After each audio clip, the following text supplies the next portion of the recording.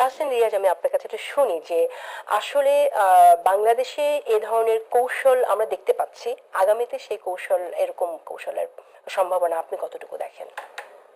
আন্তরিকভাবে ধন্যবাদ জানাচ্ছি যারা আমাকে শুনছেন এবং সাথে অত্যন্ত শ্রদ্ধার সমালোচক আছেন, তাকেও ধন্যবাদ জানাচ্ছি। মানে আমি শান্ত ভাইয়ের বিশ্লেষণটা শুনছিলাম, মানে এক্স্যাক্টলি মানে ওটা নিয়ে একটু বলি যেহেতু রিলেভেন্ট।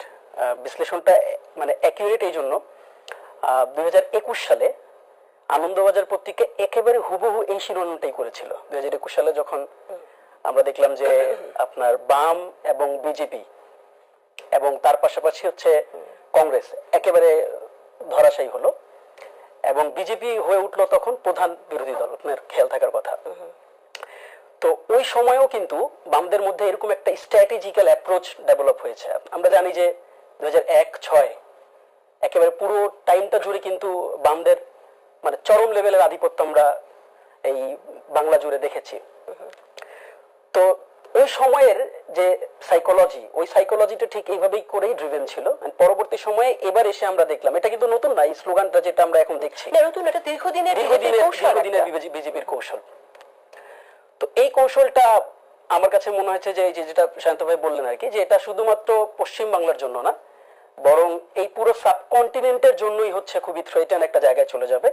কারণ কংগ্রেসের তো আসলে আমরা রীতিমতন হচ্ছে আমরা দেখেছি তাদেরকেও একেবারে বাজে রকম ভাবেই এক পেশে একটা রাজনীতির মধ্যে দিয়ে তাদেরকে নিয়ে যাওয়া হয়েছে। এবং আমরা আসলে বাংলাদেশের স্বৈরাচারীর 16 বছর যদি আমরা দেখি, বিজেপির বাকি যে বিগত সময়ের যে রাজনীতি, এই রাজনীতির সাথে খুব একটা ফারাক নেই। শান্ত খুব চমৎকার ভাবে বললেন, এবারের ভোটটাকে আসলে আপাত দৃষ্টিতে আমরা তো আসলে ওই বিশ্লেষণ করি না, আমাদের বাংলাদেশের ভোট না সেটা, বাট মানে আপনি যদি কলকাতার ভোটগুলো দেখেন বা ভোটের অবস্থাগুলো দেখেন, এটা কিন্তু বাংলাদেশের ওই রাতের ভোট, ডামি ইলেকশনের যদি সিস্টেম, ওই সিস্টেমে যেভাবে করে ভোট দখল, যেভাবে করে টাকার ছড়াছড়ি, যেভাবে করে ক্ষমতার যে অ্যাক্সেস আমরা দেখতাম, সেটারই আসলে পরিলক্ষিত হয়েছে। এবার আপনি যে কনটেক্সট আসলে জিজ্ঞাসা করেছেন, এই মানে প্রশ্নটা আমি পরিষ্কার না, প্রশ্নটা এই জন্য পরিষ্কার না, দেখেন আপনি যদি বলেন যে রাম এবং বাম, বাংলাদেশে আসলে আপনি রাম বলতে কাকে বুঝাচ্ছেন, বাম বলতে কাকে বুঝাচ্ছেন, এটা আপনাকে ক্ল্যারিফাইড বলতে আগে বলতে হবে। আপনার কাছে কি মনে হয়? আমার মনে হওয়াটা যথার্থ না। প্রশ্নটা আপনি করেছেন, আলোচনাটা ধর্মভিত্তিক রাজনৈতিক দলের কথা বলেছি, আমি বলেছি যে এই যে কৌশল নেয়ার যে আপনার প্রবণতা, কোন কৌশলটা স্পেসিফিক একটু বলেন।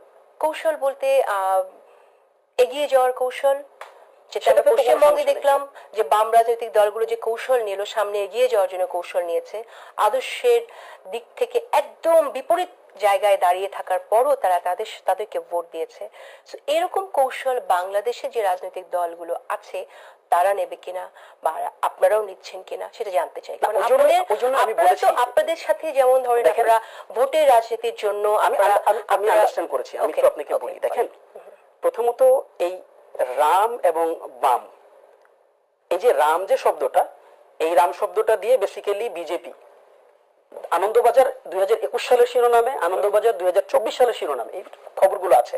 এবং আজকের বাংলাদেশে প্রথম আলো থেকে শুরু করে আদার যে বাংলাদেশের লাইমলাইট পত্রিকাগুলো আছে, তারা এই রাম বলতে যেই মানে যেই রাজনীতিকে বুঝিয়েছে, বাংলাদেশে এই রাজনীতিটা নাই, আনফরচুনেটলি এই রাজনীতিটা নাই। এবং দেখেন আপনি আমি এই টকশোতে বসে যতই এই রাজনীতিতে জামাতের ঘাড়ে চাপানোর চেষ্টা করি, এটা বুমেরাং হবে, বুমেরাং হয়েছে, হাসিনার ক্ষেত্রেও এটা হয়েছে।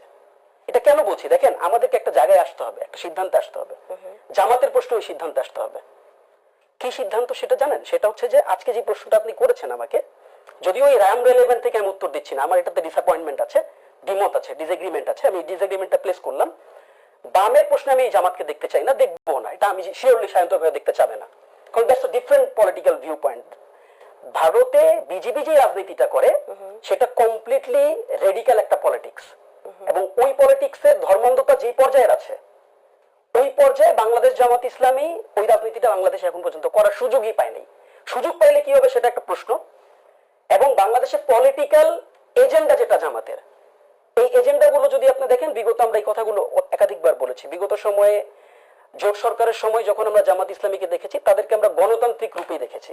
আচ্ছা, এটা আমি বললে ইট সাউন্ডস কেমন, দেখেন এটা খুব টেকনিক্যাল কোশ্চেন, কিন্তু যখন আমি বলবো ইট উইল সাউন্ড হোয়াট, জানেন, তখন মনে হবে যে আমি যেহেতু জোটে আছি, এটা আমাকে বলতে হবে তাই আমি বলছি, এরকম মনে হবে। কিন্তু এটা ধরেন আমি বলি নাই, কে বলছে জানেন? আমাদের জাতীয় সংসদের মহামান্য মাননীয় স্পিকার, তাকে ওই প্রশ্নটা জিজ্ঞেস করা হয়েছিল। খেয়াল করে দেখেন, তাকে এই প্রশ্নটা জিজ্ঞেস করা হয়েছে পার্টিকুলার, একদম আপনার মতন করে জিজ্ঞেস করা হয়েছে যে ৭১-এর জামাতকে আপনি কিভাবে দেখেন, বা ৭১-এর সাথে জামাত, জামাতের সাথে ৭১, মুক্তিযোদ্ধা স্বাধীনতা, ৭১, জামাত, এই প্রসঙ্গটাকে আপনি কিভাবে ডিল করেন। এখন দেখেন বর্তমান যিনি স্পিকার আছেন তিনি কিন্তু ফ্রন্ট লাইনার মুক্তিযোদ্ধা। মুক্তিযোদ্ধার বিভিন্ন সংগঠনকে এখন ভাগ হয়েছে ওই আমরা কিন্তু মুক্তিযুদ্ধ প্রসঙ্গে আমি টানছি না, আমি বলে দিই, মানে জামাতের পলিটিক্যাল আইডিওলজি এন্ড পলিটিক্যাল স্ট্র্যাটেজির কোশ্চেন, তো সেই প্রশ্নের উত্তরও আছে এখানে। তো তাকে যখন জিজ্ঞাসা করা হয়েছে তিনি উত্তরে কি বলেছেন জানেন? তিনি উত্তরে বলেছেন যে ওই যে রেডিক্যাল জামাত, ওই রেডিক্যাল জামাতের পজিশন আসলে রেডিক্যাল জায়গায় নাই এবং তাদের মধ্যে পরিবর্তন দেখতে পেয়েছি। This is his code. এখন আমি বললে ওই যেটা বললাম, আমি বললে ধরেন জোটের প্রসঙ্গে বলতেছি, এখন আমাকে ডিপেন্ড করা লাগে এই জন্য বলতেছি, এরকম আপনি বলতে পারতেন, এই জন্য আমি আমার রেফারেন্সটা দিলাম না। আচ্ছা, আমি একটু পিওরলি পলিটিক্যাল, একটু শেষ করি আপু, শেষ করি, একটু শেষ করি। তো ওই জন্য জামাতের প্রসঙ্গটা হচ্ছে, দেখেন জামাতের প্রসঙ্গ, জামাত এখন শহীদ মিনারে যাচ্ছে, জামাত এখন মুক্তিযুদ্ধ নিয়ে মুক্তিযুদ্ধের প্রসঙ্গ, আমার নিজামের জন্য মৃত্যুবার্ষিকীও উদযাপন করছে, তারা সংসদে উত্থাপিত হয়েছে, শোক প্রস্তাব উত্থাপিত হয়েছে। এই শোক প্রস্তাব এই সরকারে আপনার জামাতের বাইরে যারা এমপিরা আছে এই সবাই মিলে শোক প্রস্তাব উত্থাপন করছে, সবাই একত্রে এই শোক প্রস্তাবটাকে গ্রহণ করছে। এটা এককভাবে জামাতের উপর চাপাইলে সুযোগ হবে কি হবে? দেখেন এটা হইলে হবে কি, একটা চটকদার রাজনীতি হবে, একটা চটকদার রাজনীতি হবে, একটা চটকদার আলোচনা হবে, কিন্তু এখান থেকে তো রেজাল্ট বের হবে না। কেন বলছি? দেখেন আপনি যদি সংসদীয় আসনের পার্থক্য নাও দেখেন, ভোটের পার্থক্য তো ম্যাটার করে, পার্সেন্টেজটা কেমন, এটা কিন্তু খুবই মানে নেক two neck, head to head percentage কিন্তু। কাজেই বাংলাদেশের বড় সংখ্যক, আমি একটি প্রশ্ন করে শেষ করতে দিচ্ছেন না, একটু শেষ করে আপনি প্রশ্ন আমি তো অবশ্যই নিব। দেখেন এই যে বড় সংখ্যক মানুষ যে জামাতকে ভোট দিয়ে নিয়ে আসতেছে ক্ষমতায়, বা ভোট দিয়ে তাদেরকে সংসদে পাঠাচ্ছে, এদেরকে তো আপনার ডিল করতে হবে, কোনো না কোনো একটা প্রশ্ন তো ডিল করতে হবে আপনাদেরকে। তাহলে আপনার প্রশ্ন ডিল করার সুযোগ আছে এখানে। সুযোগটা কি জানেন?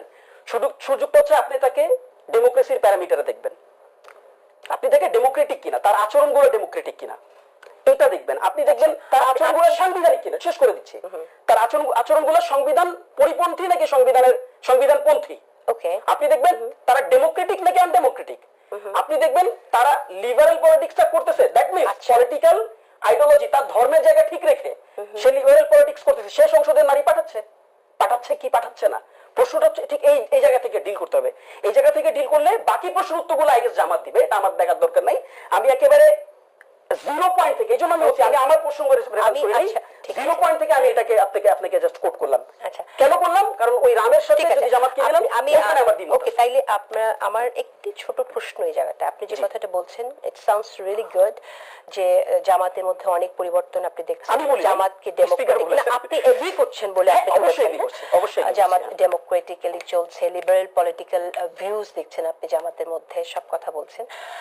আমার একটি ছোট প্রশ্ন তাসিন দিয়ে আপনার কাছে, জামাতের মধ্যে যদি এত পরিবর্তন হয় তাহলে আপনারা জামাতের সাথে আদর্শিক জোট কেন করলেন না, শুধুমাত্র ভোটের জোট কেন করলেন? খুবই স্বাভাবিক। দেখেন এই যে প্রশ্নটা, আদর্শিক জোট কেন করলাম না, এটা আমার নিজের একটা স্ট্র্যাটেজি থাকবে না, মানে আমারও তো নিজের একটা স্ট্র্যাটেজি থাকতে পারে, আমি আমার স্ট্র্যাটেজিক্যাল পজিশনের কারণ করি নাই। এখন দেখেন জামাতের যে পলিটিক্যাল যে আদর্শের জায়গাটা কি, আদর্শের জায়গাটার সাথে আমার আদর্শের জায়গাটার পার্থক্য কি? তারা একটা রাষ্ট্র দেখতে চায় যে রাষ্ট্রের মৌলিক যে নীতি, সেটা সংবিধান, ইসলামিক সংবিধান হবে কি হবে না তা জানি না আমি, কিন্তু মৌলিক নীতিতে ইসলামিলাইজেশনের হচ্ছে একটা মানে ইনফ্লুয়েন্স থাকবে। তো আমার কাছে মনে হচ্ছে যে না, আমি এটার সাথে এগ্রি করি না, আমি জন্য তার সাথে আদর্শিক যোগ করি না। একটু আগে বললেন যে জামাত ডেমোক্রেটিক্যালি চলছে। আচ্ছা, আমরা